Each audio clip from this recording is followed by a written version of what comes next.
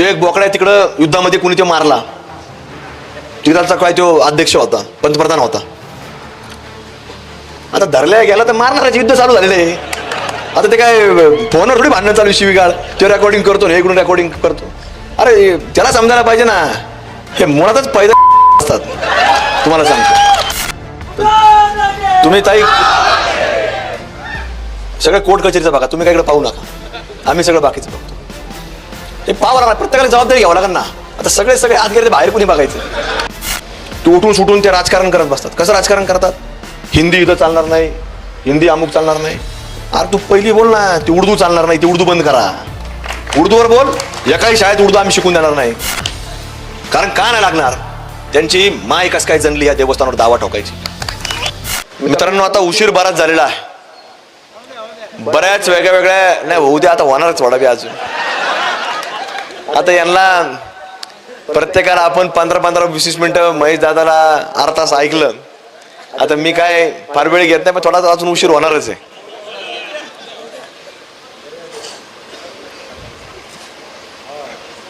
त्यांनी सांगितलं तर आम्हाला सगळ्यांना उशीर झाला थोडा यायला.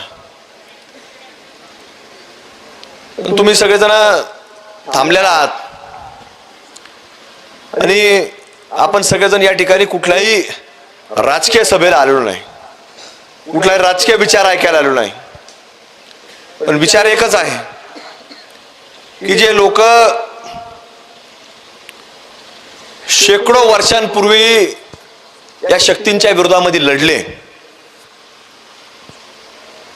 ज्यांनी या महाराष्ट्रामध्ये देशामध्ये धर्माचा विचार पेरला, असे छत्रपती शिवाजी महाराज आहेत. बलिदान मास ज्यांच्या नावानं आज सुरू आहे, असे धर्मवीर छत्रपती संभाजी महाराज आहे. त्या लोकांनी ज्या वेळेला त्यांच्या हयातीमध्ये त्यांनी तो विचार पेरला, त्याच्यावर काम केलं. आणि आज जसं महेशदादांनी सांगितलं की काही लोक, सागर भैया, आपण सगळेजण फिरतो, आपल्या सर्वांच्या ज्या वेळेला बातम्या काही येतात, मीडियाच्या माध्यमातून येतात, सोशल मीडियाच्या माध्यमातून येतात, सायंकाळच्या वेळेला आपले पत्रकार बांधव ज्या वेळेला टीव्ही चालू करतात, संध्याकाळी टीव्हीवरती दाखवतात आणि डिबेट घेतात एकमेकाचं आणि सांगतात नाही नाही, हे तिथं ह्यांनी तिथं जाऊन जातीवाद केला. शिवाजी महाराज लढत होते, कोणाच्या विरोधात लढत होते?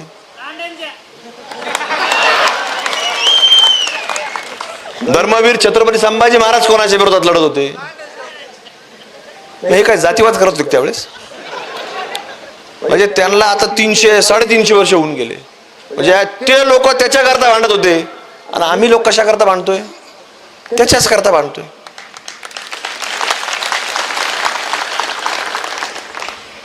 हे लक्षात आलं पाहिजे. हे काय कुठलाही ज्योतिषी येऊन सांगण्याची आवश्यकता नाही किंवा कुणीही मनोगत व्यक्त करण्याची आवश्यकता नाही. म्हणजे ते लोक त्यावेळेस पासून भांडत होते. त्यांचं म्हणजे धर्मवीर छत्रपती संभाजी महाराजांचे प्राण त्याच्यात गेले. या महाराष्ट्राच्या भूमीमध्ये त्यांचं रक्त सांडवलं गेलं, त्यांचे 40 दिवस हाल केले गेले. आणि आजही आम्ही लोक तुम्हाला सांगतो, येऊन तुमच्यापाशी तेच बोलतोय. आणि तरी देखील तुम्ही संध्याकाळी डिबेट ऐकता की तो असं म्हणला. अरे असे म्हणणारे लोक जिथे दिसतील, तुम्हाला सांगतो ते परत टीव्हीवर आलाच नाही पाहिजे. ते असं तुम्ही लोकांनी केलं पाहिजे. आम्हाला इकडून परत फोन येतो, तुम्ही जरा 2 मिनिटं याच्यावर या टीव्हीवर, त्या लाईनवरती. आम्हाला कुठेतरी मोबाईल कोणाला तरी घ्यावं लागतं. आमच्याकडे त्या मोबाईल मध्ये काही नाही. मग कोणातरी सांगतो याच्या मोबाईलवर पाठवा, आम्ही समोरून येतो.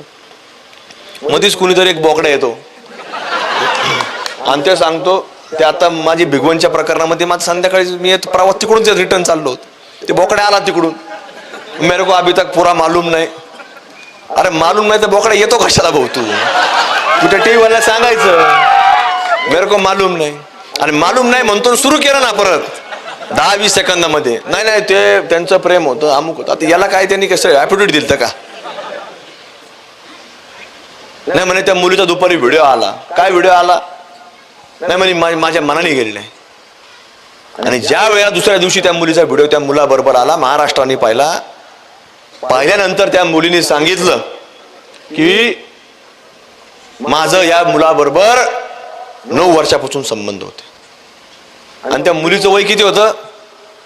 19 वर्षाचं वय होतं. म्हणजे 9 वर्षापूर्वी म्हटल्यानंतर तिचं वय किती झालं? म्हणजे तुम्ही विचार करा. मग आम्ही खोटं बोलतो का? 10 वर्षाच्या असल्यापासून तुम्हाला सांगतो सागर भैया, हा लव जिहाद तिथून सुरू झाला. 10 वर्षाच्या असल्या कोणाला समज असती काय काय नाही.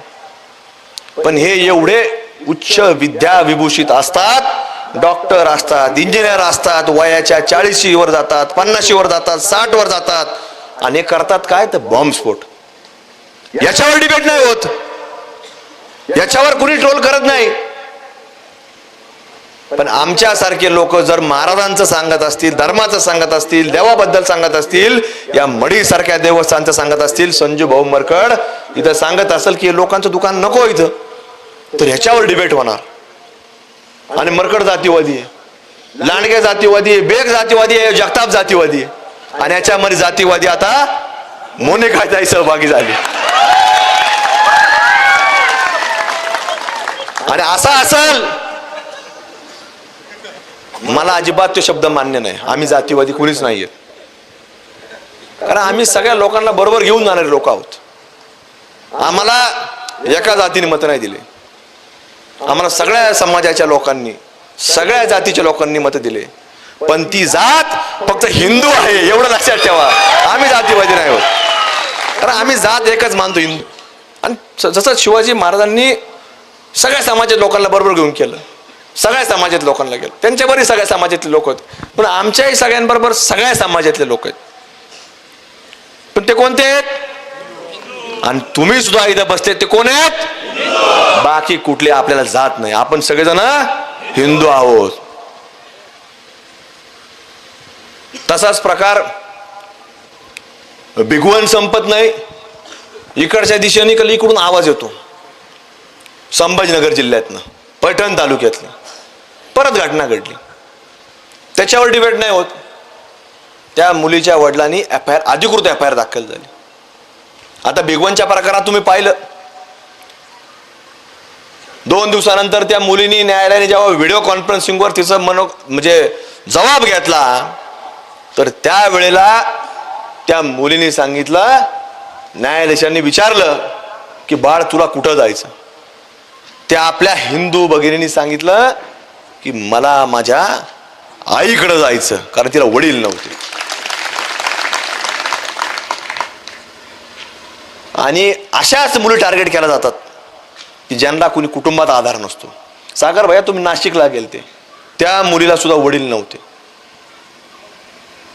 आज हा छत्रपती संभाजीनगरचा पैठणचा प्रकार, तिच्या मुलीच्या गळ्यात जर तुम्ही पाहिलं तर सगळ्या आपल्या माळा आहेत. म्हणजे टार्गेट असं करायचं की समाजाला उदाहरण देऊन टाकायचं की किती कट्टर असले तरी आम्ही यांचं वशीकरण करू शकतो. वशीकरण म्हणजे आम्ही काय त्याचा वेगळा अर्थ काढू नका. म्हणजे एवढं काय बालपणापासून तिच्या मनावरती वेगळा परिणाम करायचा, ते जादूटोणा नाही म्हणत आम्ही. वशीकरण म्हणजे एवढं मनाच्या वरती वेगळा परिणाम करायचा, तिच्या अंतर्मनातून सुद्धा जो समोरचा व्यक्ती नजरेने सांगेल तशाच प्रकारचा आवाज आला पाहिजे. अशा प्रकारचा प्रकार हा पैठणमध्ये घडला. तिच्या वडिलांनी फिर्याद दिली, आणि फिर्याद दिल्यानंतर सगळीकडं प्रशासन अलर्ट झालं. तिथं आज आपल्या अनेक हिंदू बांधवांनी मोर्चा काढला, आणि मोर्चा काढल्यानंतर तुम्हाला सांगतो आज त्या मुलाला मुंबईमध्ये तुम्हाला सांगतो अटक झाली. आणि मुंबईमध्ये अटक झाल्यानंतर त्या मुलाकडं जवळपास 6 वेगवेगळे आधार कार्ड देखील सापडले, आणि ते नाव सगळे आपल्या समाजांचे होते, म्हणजे हिंदू समाजातील नावांचे. म्हणून आम्ही सांगत असतो, मागे आम्ही सांगितलं, दीपावलीच्या वेळेस सांगितलं की आपल्या लोकांनी आपल्याकडून खरेदी करा. की जे सुरू झालं हे जातीवाद करतात, जातीवाद नाही करत. आम्ही आमच्या धर्माचं सांगितलं. आम्ही जातीबद्दल काहीच बोललो नाही. आम्ही फक्त सांगितलं हिंदूंनी कोणाकडून खरेदी करा, हिंदूकडून करा. म्हणून आम्ही पुढे जाऊन सांगतो की आपला मूलबाळ कुठल्याही शाळेत जात असेल, त्याचा रिक्षावाला, त्याचा व्हॅनवाला कोण पाहिजे? हिंदू. ती क्लासला जात असेल, ते शिक्षक कोण पाहिजे? ते आपण कुठल्याही खरेदी करणार असेल तर ती व्यक्ती कोण पाहिजे? हे लक्षामध्ये तुम्ही ठेवा. त्याचं कारण असं, ती पैठणची मुलगी त्या पोराकडे क्लासला जात होती. त्या पोराचं नाव काय होतं तुम्हाला माहित नसेल. नाव बी असं ठेवलं होतं, चिराग. आणि त्या चिरागनी ती कॉम्प्युटर क्लास घ्यायचा.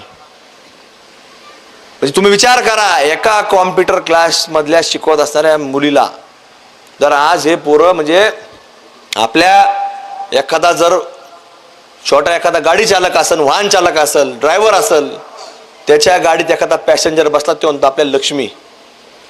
आपल्या शिक्षकाकडे एखादं मुलबाळ येत असेल तर तो म्हणतो आपली ही क्लासमध्ये आली लक्ष्मी.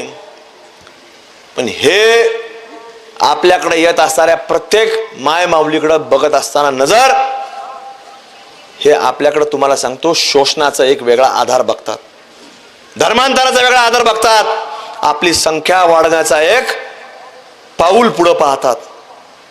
म्हणून आपल्या प्रत्येकाला उद्याच्या काळामध्ये फार मोठे आव्हान आहेत.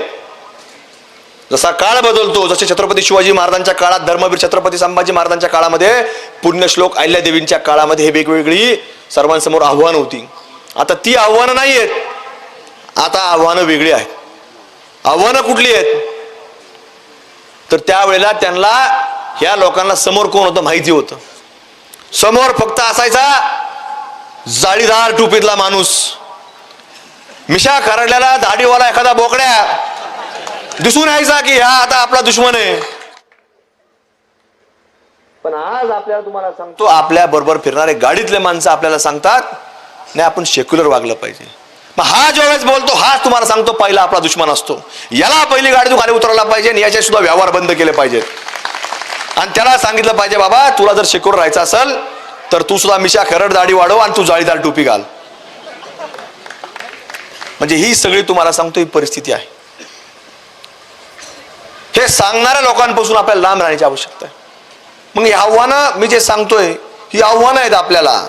जसं आज ती आपली मुलगी चिमुकली त्या कॉम्प्युटर क्लासला जायची. कशा कर जायची? तिच्या वडिलाला वाटायचं की आपली मुलगी ज्या वेळेला भविष्यामध्ये, जसं 2023चं वर्ष आपलं चंद्रयानचं वर्ष झालं, तसं त्या पुरुषाला वाटलं की आपली मुलगी ज्या वेळेला भारताचं सूर्याचं स्वप्न ज्यावेळेस असेल तर आपली मुलगी त्याच्यामध्ये शास्त्रज्ञ असली पाहिजे, म्हणून तिला त्यांनी कॉम्प्युटर क्लासमध्ये घातलं. पण त्या माऊलीच्या वडिलाची चूक झाली. तिच्याही कुठेतरी मैत्रिणी सांगितलं असेल की आपने को किसके क्लास को जाने का, शिराग के क्लास को जाने का. तीच तेवढी चूक झाली आणि आज ती फसली गेली. म्हणून या सगळ्या आव्हानांना आपल्याला भविष्यामध्ये तोंड द्यायचं. आज मरकड साहेबांनी एवढा मोठा निर्णय मागच्या वर्षी घेतला, पण वर्षभर झाले तो संघर्ष सुरू आहे. कशामुळं? फक्त आपल्यातल्या काही तुम्हाला सांगतो या सेक्युलर वाल्या लोकांमुळे आज आपल्यामध्ये सगळी परिस्थिती निर्माण होते. आमच्यापर्यंत सुद्धा काही लोक त्यावेळेला आले, आम्हाला सांगितलं की तुम्ही असं करू नका. मी काय केलं बाबा आम्ही? ते नाही, ते दुकानं ते आता जुन्या काळापासून लागतात. मला लागत होती, आता लागणार नाही. लागत होती, आता लागणार नाही.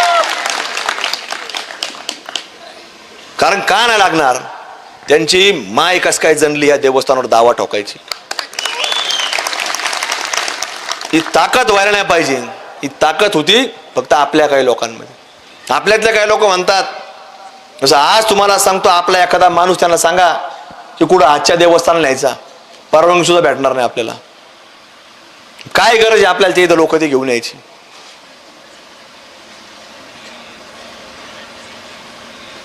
अहो, ज्यांच्यामध्ये परंपराच नाही की कपाळाला कुंकू लावायचं, कोणी अधिकार दिला त्याला इथं कुंकू विकायचा.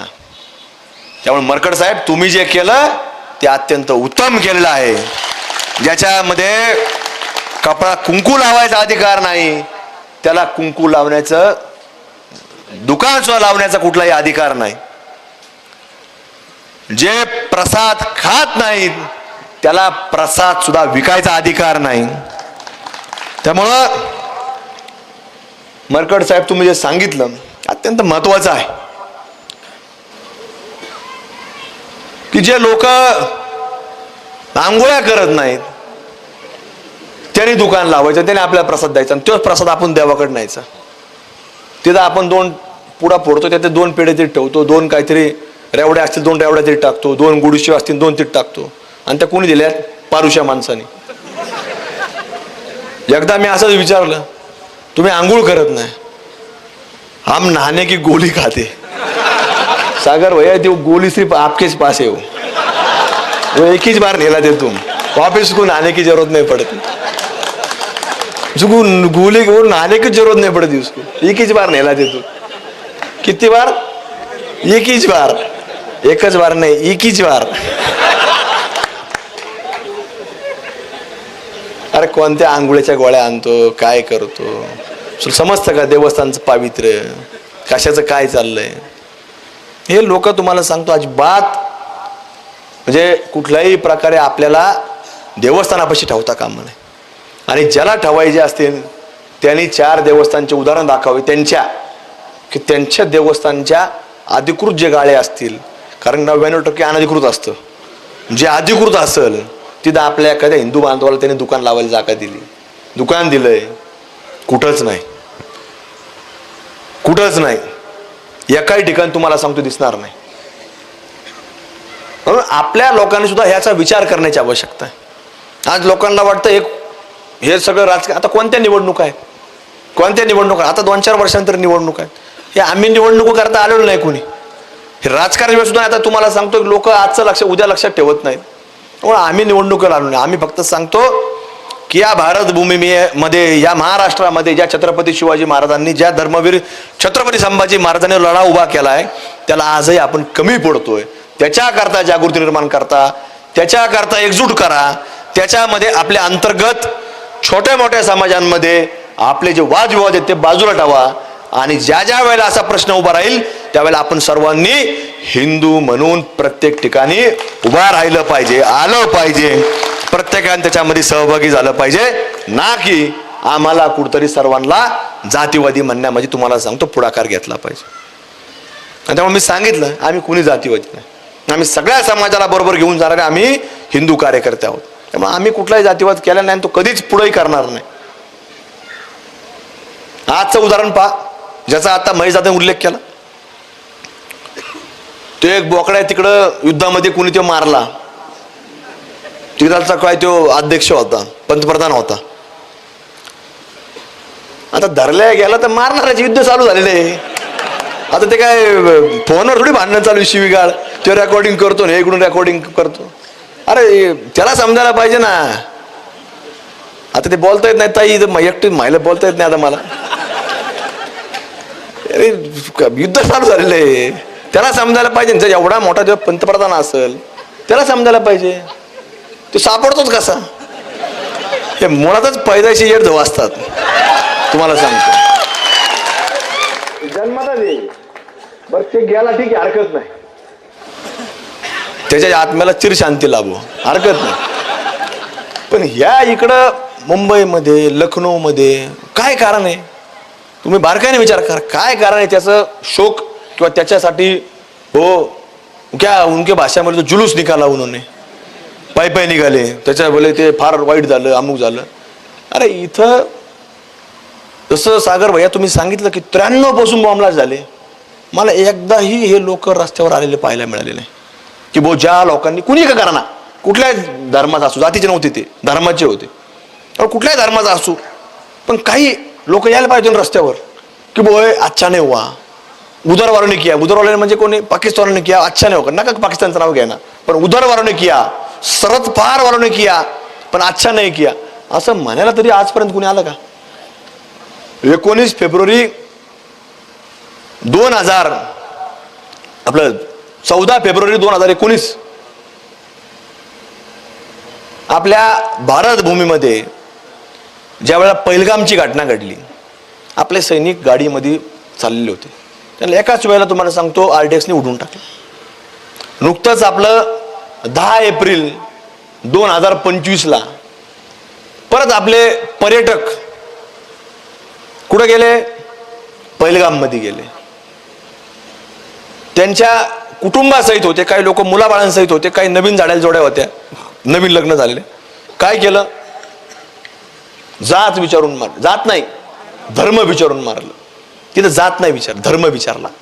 आता काही लोकांनी घाबरल्या असं समोर त्याला दिसलं असं याला मारलंय त्याला मारलंय. एखादा म्हणला असं भाऊ मै बी अमुक अमुक आहे तुम्हारे वालाचे, आपल्यातला व्यक्ती, पण त्याने विश्वास नाही ठेवला. त्याने विश्वास नाही ठेवला. तुम्हाला काही व्हिडिओ तुम्ही पाहिले असतील, काही प्रेत, त्याला आपण शहीद म्हणू, त्या लोकांचे कपडे काढलेले होते व्हिडिओमध्ये. म्हणजे त्यांना त्यांनी कपडे काढून तपासलं. हे तर तुम्ही पाहिलं का नाही? त्यांना धर्म विचारून मारलं. त्यावेळेला डिबेट का नाही होत? आणि डिबेट जरी झाला तर काय म्हणतात? खोटं आहे ते. अरे ज्या बाईचं काही मिनिटांपूर्वी, 2 मिनिटापूर्वी, 3 मिनिटापूर्वी ज्या वेळेला कपाळाचं कुकू पुसलंय, ती बाई कसं तिला समजणार आहे का हे असं असं म्हणायचंय? का तिच्यापाशी कुणी गेलं तर आमच्यासारखे की तू असं असं म्हण, धर्म विचारून मार? काय म्हणजे हा एक अत्यंत भारतामध्ये चाललेला, जसं मी सांगितलं की सध्या कळत नाही की आपल्या दुश्मन कोण आहे. जसं पूर्वी कळायचं, हे जाळीदार टोपीवाले, हे बोकडे आपल्याला दिसून यायचे पूर्वी, पण आता दिसून येत नाही. म्हणजे ह्या लोकांमुळे आपल्याला फार मोठा प्रचंड धोका आहे. त्यामुळे भविष्यामध्ये आपल्याला कुठलंही काम करत असताना या सगळ्या बारीक गोष्टींचा आपल्याला विचार करून काम करावं लागणार आहे. म्हणून आजच्या परिस्थितीमध्ये देखील आपल्याला ही आव्हानं ही फार मोठ्या प्रमाणामध्ये आपल्याला पेलायची. अजून अनेक लोकांनी प्रत्येक गावोगावी, शहरासारख्या ठिकाणी, प्रत्येक गल्ली बोळामध्ये, वॉर्डामध्ये 10-10 लोक, हे मरकड साहेब तुमच्या विचाराची तयार होणं हे नितांत आवश्यकता ही समाजामध्ये आज निर्माण झालेली आहे.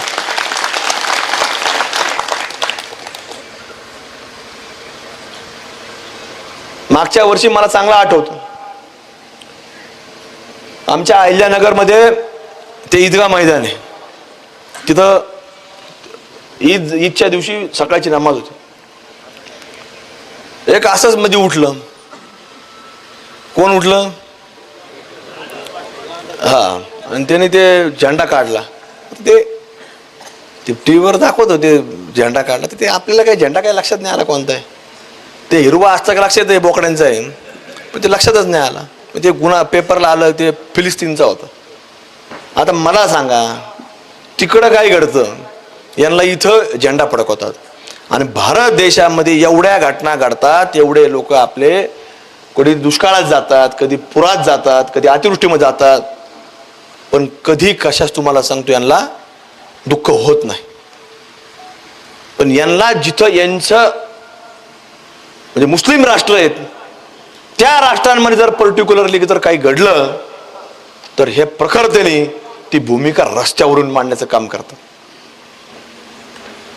म्हणून आपल्या सुद्धा मंदिरांमध्ये ज्या ज्या वेळेला अशा काही घटना घडत असतील तर आपण सगळ्या गोष्टी बाजूला ठेवून, जसं याला ईद मध्ये जर समजतं, रमजानच्या महिन्यामध्ये जर त्याला ईदगाह मैदानावर तो खिशात जर झेंडा घालून आणला असा दुसऱ्या देशाचा, पण आजपर्यंत मला आठवत नाही की ईद मध्ये कुणी तिरंगा झेंडा फडकवला. कुणी शिवाजी महाराजांच्या बाबतीमध्ये तर कुणी बोललंय. एक तर ते उर्दू भाषेत बोलतात. आता काही काही लोकांचं मला आश्चर्य वाटतं, वाईट वाटतं की उठून सुटून ते राजकारण करत बसतात. कसं राजकारण करतात? हिंदी इथं चालणार नाही, हिंदी अमुक चालणार नाही. अरे तू पहिली बोल ना, ती उर्दू चालणार नाही, ती उर्दू बंद करा. उर्दूवर बोल. एकाही शाळेत उर्दू आम्ही शिकून देणार नाही, पण उर्दूवर कधी बोलणार नाही. का? फक्त मतं पाहिजेत. त्यामुळे महेश दादांनी सांगितलं की काय सांगितलं महेश दादांनी की अजिबात मतं नको. महेश दादा मी सुद्धा तसंच सांगून टाकलेलं आहे, अजिबात देऊ नको, तुला मागायला येणार नाही. आणि आमचं जर एखादं असेल सेक्युलर आलं, ते आलं आमच्या वतीनं कधी, तर आम्हाला सांग, त्याचं लगेच तुला सांगतो त्याची बी खातना करून पाठवून देऊ तुझ्याकडे. ते ठेवायलाच नको तुम्हाला सांग. आपल्याने दिले तर ठीक, नाही दिलं आपलं चालूच आहे ना काम. कुठं भाकरी काय मिळणार नाही काय? म्हणून आपल्या सर्वांनी बारकाईने विचार करणे गरजेचं आहे. आज कुठली निवडणूक नाही, तुम्हाला सांगतो. हा निवडणुकीचा अजेंडा नाही. हे गांभीर्याने घ्या, विचाराने घ्या आणि प्रत्येकाने त्याचं अवलोकन करा. फक्त ऐकू नका. सभेला गेलो, सोशल मीडियावर टाकलं, ह्याच्या पुरतं मर्यादित राहू नका. हा विचार प्रत्येकाच्या मनामध्ये, हृदयाला स्पर्श केला पाहिजे. प्रत्येकाच्या डोक्यापर्यंत, शेवटच्या नसापर्यंत तो गेला पाहिजे. आणि जो पावली आपण कुठलाही कार्य करत असेल तर त्या प्रत्येक कार्यामध्ये आपला फक्त आणि फक्त हिंदू विचार हाच शेवटच्या माणसापर्यंत आपल्याला घेऊन जाण्याचं काम आपल्याला प्रत्येक कामामध्ये केलं पाहिजे. नाही भविष्य वाईट आहे. हे लोक 350 वर्षापूर्वी लढत होते, पण तरी देखील आजही आपल्याला त्याच विषयावर लढावं लागतं. मग याच्यावर तुम्ही गांभीर्य घ्या की किती भयानक परिस्थिती उद्याच्या काळामध्ये येणार आहे. आज विज्ञानाचा वापर आपण करत नाही. आपण कशा करता करतो? चंद्रयान बनवण्याकरता करतो. हे कशा करता करतात? हे दहशतवादी हल्ले करण्याकरता करतात. हे डिबेटमध्ये विचारा, हे सोशल मीडियावरती विचारा की ज्या वेळेला ट्रोलिंगवाले पुढे येतात, हे काही लोक अकाउंट बी डुप्लिकेट असतात. म्हणजे नंबर आपल्या एखाद्या कोणतरी कामगाराच्या नावावर घ्यायचा, विचार अडाणी असतो. त्याचा अंगठा घेतला, ते मोबाईलचं कार्ड आणलं, त्यानेच अकाउंट तयार करून टाकायचे. ते काय सगळे खरे असतात असं नाही, पण जे काही थोडेफार खरे असतील तर त्यांनाही आपल्याला थोडं जिथं जिथं दिसतील तिथं तिथं आपल्याला त्यांच्याकडे पाहावं लागणार आहे. ते सुद्धा आपल्याला पाहावं लागणार आहे. कारण हे सगळे विषय तुम्हाला सांगतो अत्यंत गांभीर्याने घ्यायचे विषय. हे काय आजच्या कुठल्याही निवडणुकीचा अजेंडा नाही किंवा एखाद्या विषयाचा तात्पुरता विषय नाही, पण हे महाराष्ट्रामध्ये, देशामध्ये आपल्याला उद्याच्या काळामध्ये हे फक्त जसं आज काही लोकांनी आपण पाहिलं की मागाशी येताना आमची देखील चर्चा झाली सागरबाईची आमची, की काही लोकांनी त्यातला एक व्यक्ती मारला गेला, त्यांनी शपथ घेतली की जसं आपण पाहतो की 2047 साली आपले वेगळे स्वप्न आहेत की भारत जगातला सगळ्यात ताकदवान राष्ट्र झालं पाहिजे. तसं ह्या लोकांनी शपथा काय घेतल्या? ह्या लोकांनी शपथा घेतल्या की 2047 मध्ये भारत देश सुद्धा काय झालं पाहिजे? इस्लामिक राष्ट्र झालं पाहिजे. म्हणजे अशा शपथा घेणारे लोक कुठंतरी या भूमीमध्ये वास्तव्यास आहेत, काम करतात. ते उघड येत नाही. आपण उघड बोलतो, आपल्या सोशल मीडियावर भाषणं येतात, त्यांचं कधीच काही येत नाही. त्यांचा कुठलाही कार्यक्रम असेल, काही असेल, आपल्याला कळत सुद्धा नाही. तुम्हाला सांगतो, आपल्या मंदिराच्या बाहेर चपला गायब होतात. त्यांचे तुम्हाला सांगतो ना, त्या मस्जिद मध्ये गेले ना, ते सगळं सिस्टमॅटिक, एकदम सिस्टमॅटिक असतं. कुठं बाजूला ठेवणार सगळं, कारण बाहेर लोकांना नाही कळायला पाहिजे. त्याचा उद्देश एवढाच असतो की बाहेर लोकांना नाही कळायला पाहिजे एवढी संख्या येते. आज छोट्या छोट्या ठिकाणी सुद्धा तुम्हाला सांगतो, तुमच्या गावात जर लोकसंख्या 500 असेल तर तिथं शुक्रवार दिवशी पहा 1000 पेक्षा जास्त लोक तिथं नमाज पडायला येतात. हे इथंच नाही तर शहरात सुद्धा, ग्रामीण भागात सुद्धा, एखाद्या कुठल्याही भागामध्ये तुमच्याकडे तुम्ही विचार करता का इथं 50 लोक एवढी गर्दी कसं काय होती? आपण त्या एखाद्या प्रमुख माणसाला विचारलं ना, क्या होता वो इधर काम को आते ना, इथं कुठं काहीच कामाला नाही, तू इथून कुठं कामाला आला, इथं आहेच नाही काही. म्हणजे असे सगळे वेगळे लोक असतात, हे आपल्याला माहिती पडत नाही. म्हणून हे सगळं आपल्याला उद्याच्या काळामध्ये बारीक निरीक्षण, की आपल्यापाशी कोण येतंय, आपल्या गावात कोण येतंय, आपल्या परिसरात कोण येतंय, याचं बारकाईने लक्ष ठेवणं, त्याचं निरीक्षण करणं. आणि जे प्रशासन असेल त्या प्रशासनाकडे सुद्धा सांगत असताना त्याची पहिली खातीर जमा करा. ते सेक्युलर नाही ना, मग त्याच्याकडे सांगा. कारण की आता इकडे सुद्धा मला बरेच प्रशासनातले सेक्युलर लोक दिसू राहिलेत.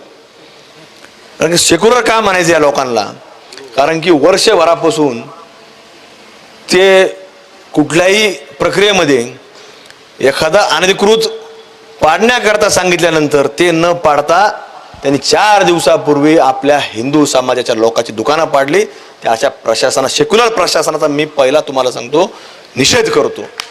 आणि जसं महेशदाने सांगितलं की 8 दिवसात जर या लोकांनी ते पाडलं नाही तर तुम्हाला सांगतो, आता आम्ही तर तिथं विधानसभेत आहेच, त्यांच्यावर काय कारवाई करायची बघूच. पण नाही झालं अधिवेशन संपूसपर्यंत तर ताई, तुम्हाला जर यांनी आज बोलवलं असेल, पण तुम्ही अधिवेशन संपल्यानंतर या लोकांनी जर पाडलं नाही, तुम्ही काय इकडे येऊ नका. कारण आता कसं असतं, तुम्ही महिला आहेत, तुम्ही आमचं कोर्ट कचेरीचं बघा, आम्ही सगळे येतो, महेश दादा आम्ही येतो, आणि त्याच दिवशी तुम्हाला सांगतो आपण सगळे ते पाडून टाकू.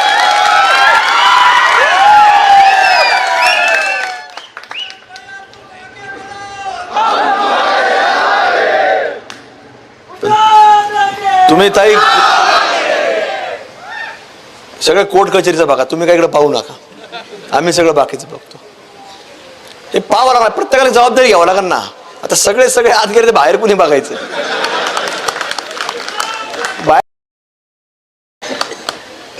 पण महेश दादा आपल्याला यावंच लागणार आहे.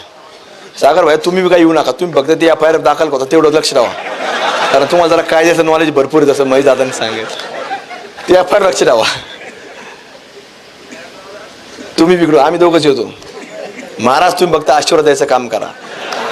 पण मरकड तुमचं नाव जर आलं नाही तरी मी घेईल त्याच्यात, तुम्हाला काय सुट्टी देणार नाही. त्या महेश दादा जरी म्हणून सोडून द्या तर मी काय तुम्हाला सोडित नसतो. चला विनोदाचा भाग जाऊ द्या, पण प्रशासनाला आज आम्ही गांभीर्याने सांगतो की तुम्हाला जर गांभीर्य नसेल तर अधिवेशन संपल्यानंतर तुम्हाला सांगतो, मात्र आम्ही दोघ जण या ठिकाणी येणार आणि हे पाडणार. तुम्हाला आजच सांगतो, त्याच्यामध्ये कुठली तडजोड होणार नाही. तर तुम्हाला आजच आमचं सांगणं आहे की तुम्ही मात्र हे सगळं नियोजन तुम्ही करा. याच्यामध्ये आम्हाला कुठेही, या संविधानाला मानणारे कार्यकर्ते, हिंदू कार्यकर्ते आम्ही आहोत, त्यामुळे त्याच विचाराने आम्हाला तुम्ही राहू द्या. आम्हाला कुठेही तुम्ही प्रवृत्त करा नका, नाही तर आम्ही सुद्धा या FIR मध्ये सांगत असताना आम्ही सांगू की प्रशासनाने आम्हाला प्रवृत्त केलेलं आहे आणि आम्ही आज जाहीर सांगितलेलं आहे. त्यामुळे आम्हाला तुम्ही काय प्रवृत्त करायला लावू नका. या भारत भूमीमध्ये अनेक लढा, अनेक महापुरुषांना उभा करावं लागले, पण पुढच्या काळामध्ये आपल्या सर्वांना याच्यामध्ये सहभागी व्हायचंय. सर्वांना या उपक्रमांमध्ये वेगवेगळ्या ठिकाणी वेगवेगळ्या मोहीम हाती घ्यायच्यात आणि त्या मोहिमेच्या माध्यमातून हा देश घडवत असताना, घडवायचा म्हणजे काय करायचं, जसं भारत देशाची 2 स्वप्न होती, त्यातलं एक पूर्ण झालं. ते होतं अयोध्यामधील प्रभू रामचंद्रांचं रामलला विराजमान त्या ठिकाणी झाले पाहिजे, झालं. आणि दुसरं स्वप्न जे आपल्या सर्वांचं आहे ते आहे अखंड भारताचं, आणि ते निर्माण होईपर्यंत ही ज्वाला अशीच प्रज्वलित राहिली पाहिजे. आणि ते करण्याकरता आपल्या सर्वांचं योगदान हे कुठंतरी असणं ही आपल्या सर्वांची सामूहिक जबाबदारी आहे आणि त्याच्यामध्ये आपल्या सर्वांना ते काम करायचंय. त्यामुळं यात्रा उत्सवामध्ये हे सगळे कार्यक्रम होऊसपर्यंत सर्वांनी खबरदारी घ्या की कुठल्याही इतर व्यक्तीचं दुकान या ठिकाणी लागणार नाही. कुठलं कोणी स्टेटस लावत असेल त्याकडे फार काय तुम्ही लक्ष देऊ नका, फार त्याच्या भानगडीत पडू नका. पण ह्या सगळ्या काम करत असताना आपल्या सर्वांनी, एखादा व्यक्ती या विषयामध्ये जर पुढाकार घेत असेल तर त्याच्या पाठीमागं आपल्याला कसं उभा राहता येईल, त्याच्या पाठीमागं शक्ती कशी उभा राहता येईल, हे आपण सर्वांनी त्याच्यामध्ये बारकाईने लक्ष ठेवलं पाहिजे, त्याच्यावरती काम केलं पाहिजे. आणि ह्या यात्रा उत्सवामध्ये जी काही मागच्या वर्षी सुरू झालेली एक चांगली परंपरा की ज्या ठिकाणी देवस्थान आपलं त्या ठिकाणी व्यवसाय असेल किंवा भाविक असतील ते फक्त आपलेच असले पाहिजे, याच संकल्पनेतून आपल्याला ही संपूर्ण परंपरा ही पुढच्या शेकडो वर्ष, जसं आता 1000, 1500, 2000 वर्ष झाले, तशी सुद्धा पुढच्या पिढ्या म्हणल्या पाहिजे की अशा लोकांनी या ठिकाणी सगळी परंपरा पाडली आणि त्याचे तुम्ही सगळेजण साक्षीदार आहोत. ही तुम्हाला सांगतो की ही प्रथा पडली पाहिजे. नाहीतर तुम्ही जर उलटे वागलात तर पुढच्या पिढ्या हे तुम्हाला कधी माफ करणार नाही. त्यामुळे आम्ही सुद्धा जे काम करतो इथं व्यासपीठावर असणारे लोक हे पुढच्या पिढ्यांकरता करतो. आपापल्या मतदारसंघाची जबाबदारी महेश दादा त्या ठिकाणी सक्षम आहेत विकास काम करण्याकरता, मोनिका ताई सुद्धा सक्षम आहेत विकास काम करण्याकरता, मी सुद्धा तुमच्या आशीर्वादाने सक्षम आहे तिथं विकास काम करण्याकरता. पण ही जी जबाबदारी आहे ही आपल्याला पुढच्या पिढ्या घडवण्याकरता या छत्रपती शिवाजी महाराजांना विचारांनी एक दिलेला वारसा आपल्या सर्वांना पुढे घेऊन जायचा. त्यामुळे आजचा हा विराट हिंदू सभेचा उपक्रम हा इतर कुठलाही विषय नसून फक्त आणि फक्त देवस्थान सुरक्षित राहिले पाहिजे. आणि जर असे लोक जर आपल्यामध्ये आले तर हळूहळू जसं कमानीपर्यंत होते, जवळ रोडपर्यंत आले, रोडपासून त्या जमिनीपर्यंत आले, जमिनीचा त्यांनी ताबा घेतला. उद्या तुम्हाला सांगतो जर मोठा समुदाय आला तर उद्याच्या गडावर सुद्धा ताबा घेतल्याशिवाय राहणार नाहीत. त्यामुळे ह्या सगळ्या काळाची पावलं ही ओळखून तुम्ही उद्याच्या काळामध्ये यात्रा उत्सवाची परंपरा ही आपली कायम ठेवा, अबाधित ठेवा. आणि ज्या ज्या वेळेला गरज पडेल आम्ही तर सगळे आहोतच, पण आपण सर्वांनी ताईंच्या माध्यमातून आपण पाठपुरावा करत जा. बऱ्याच वेळेला आपला संपर्क त्यांच्यापर्यंत होत नाही. कुणीतरी जरी काही सांगत असला तर सांगणारे आमच्यासारख्यांपर्यंत भरपूर असतं. पण आपण आपली भूमिका मांडली पाहिजे, सांगितलं पाहिजे की असं नाही असं होतंय. ठीक आहे, आमच्यासारख्याला 2 वेळा तुमचं खोटं वाटेल, 3 वेळा खोटं वाटेल, पण सारखं सारखं बोलतं म्हणजे आम्हाला थोडी तुमचं खोटं वाटणार आहे. आणि शेवटी सगळेच लोक, उद्या ताई सुद्धा ह्या काही जरी असल्या तर पहिली कोण आहेत? आपली मोनिका ताई राजळे म्हणजे फक्त हिंदू नाही, हिंदू वाघीण आहे, तुम्ही लक्षात ठेवा. मग तुम्ही त्याची काय काळजी करू नका. फक्त त्यांचं कुठं आमच्यामध्ये नाव काय, त्यांनी आपलं कायदेशीर मार्गाने ते बघतील, तिकडे काय येऊ देऊ नका. ही जबाबदारी मात्र आपल्या सर्वांना पार पाडायची. त्यामुळे आजच्या विराट हिंदू सभेकरता आपण सर्वजण मोठ्या संख्येने या उशिरापर्यंत थांबला. तुमच्या सर्वांचे मी अंतःकरणापासून या ठिकाणी आभार व्यक्त करतो. आणि उद्याच्या काळामध्ये यात्रा उत्सव संपन्न असताना आपल्या हिंदू रूढी परंपराप्रमाणेच आपला संपूर्ण कार्यक्रम पुढे घेऊन जावा, हीच कळकळीची विनंती आपल्या सर्वांना करतो आणि आपल्या सर्वांची रजा घेतो. धन्यवाद. जय हिंद, जय शिवराय, जय श्रीराम, जय शंभूराजे. संपूर्ण महाराष्ट्रात बलिदान मास सुरू असताना इचलकरंजीमध्ये एका जिहादी महिलेने संतापजनक कृत्य केलंय. आज महाराष्ट्रात अनेक गोष्टीचा त्याग करत शिवशंभू प्रेमी महिनाभर बलिदान मास पाळतात. ज्यांच्यामुळे आपण या मातीत आहोत, आपण हिंदू आहोत, या लोकांचा आदर म्हणून हे बलिदान मास पाळलं जातं. पण हे जिहादी आता महिलांच्या आडून समाज बिघडवण्याचं काम करत आहेत, असा घणाघात राष्ट्रवादी काँग्रेसचे आमदार संग्राम भैया जगताप यांनी केलाय.